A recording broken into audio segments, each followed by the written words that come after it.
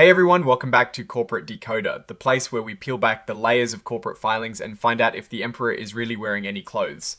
Today, we're diving into Klotho Neurosciences Inc.'s latest report, and let's just say sometimes you find out a company is raising a lot of money, but you might want to check how they are doing it. Alright, so Klotho Neurosciences Inc. has dropped an 8K filing, which is basically a report for significant events that investors need to know about right away. And the big news here is all about a new deal they've struck. So on the 2nd of December, Klotho made a pretty big agreement with an investor called Sigma 9 Capital Limited.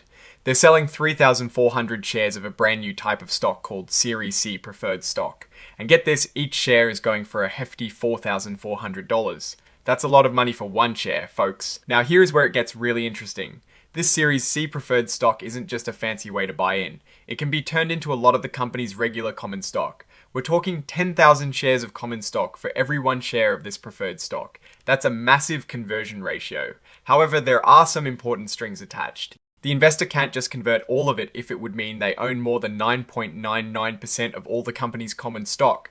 Also, they can't convert it if doing so would break any rules of the Nasdaq stock market where Klotho stock is traded.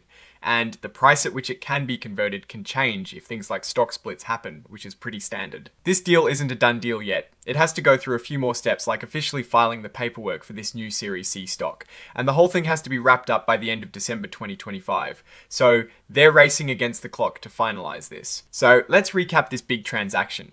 Klotho Neurosciences is selling 3,400 shares of Series C preferred stock to Sigma 9 Capital for a cool $4,400 per S-share for a total of over $14.9 million.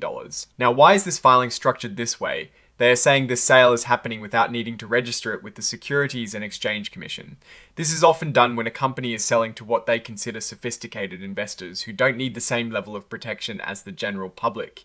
They believe this investor has the experience to understand the risks, is buying for the long term, and has access to all the information they need. This usually means they are trying to move faster and avoid the costs of a full public registration. The shares will have special markings, and the company has put things in place to make sure these shares can't be easily resolved. So remember Klotho Neurosciences Inc. Its ticker symbol is KLTO for their common stock and KLTO for their warrants, and they are both listed on the Nasdaq. Okay, so what does this all mean at the end of the day?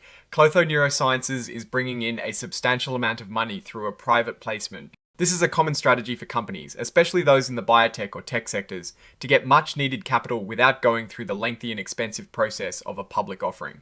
The big catch here is the conversion feature. When this Series C preferred stock converts, it could significantly increase the number of common shares outstanding. This can dilute the ownership stake of existing common shareholders, meaning their percentage of the company decreases. It also increases the potential for price volatility in the common stock. The fact that they are using exemptions from registration under Section 4.2 of the Securities Act indicates they are selling to a limited number of accredited or sophisticated investors. This is faster and cheaper, but means this investor likely has considerable influence and information about the company. They are essentially getting a stake that could become much larger in the future. And they are doing it directly. This move signals the company is likely investing heavily in its research and development, or perhaps facing significant funding needs to push its products forward. It is a trade-off, immediate capital versus potential dilution, and complexity in the shareholder structure down the line. For existing shareholders, it is crucial to monitor how this conversion impacts their ownership and the company's stock price. The Nasdaq rules and the 9.99% ownership cap are there to mitigate some of the immediate shock, but the long-term effects will depend on the company's progress and future financing strategies.